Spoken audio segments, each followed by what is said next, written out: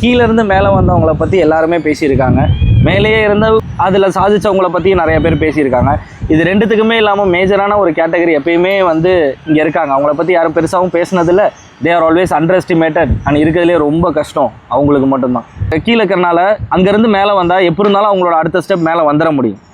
மேலே இருக்கிறவங்களுக்கு பிரச்சனையே வித்தியாசமாக இருக்கும். ஆனால் இது ரெண்டுத்துக்கும் நடுவில் ஒருத்தவங்க இருக்காங்க. அவங்களால அவங்களோட லெவலை விட்டு தாண்டி கீழேயும் போய் இறங்கியும் வேலை செய்ய முடியாது, அதுக்கு மேலே போய் வேலை செய்யலாம் அப்படின்னா அதுக்கான தைரியமும் இருக்காது.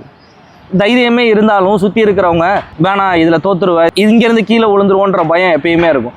அந்த லெவலில் இருக்கிற ஒரு பசங்களோட கஷ்டத்தை யாருமே என்றைக்குமே பேசினதில்லை.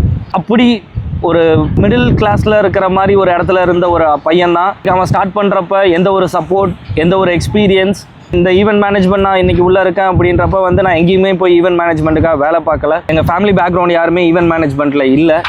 ஸோ இதெல்லாம் தாண்டி எனக்கு பிடிச்சிருக்கு அப்படின்ற ஒரே காரணத்துக்காக மட்டும் நான் பண்ணணுமா, பண்ண முடியுமா, அதோட முயற்சியாக தான் இன்றைக்கி நான் இங்கே வந்து நிற்கிறேன்.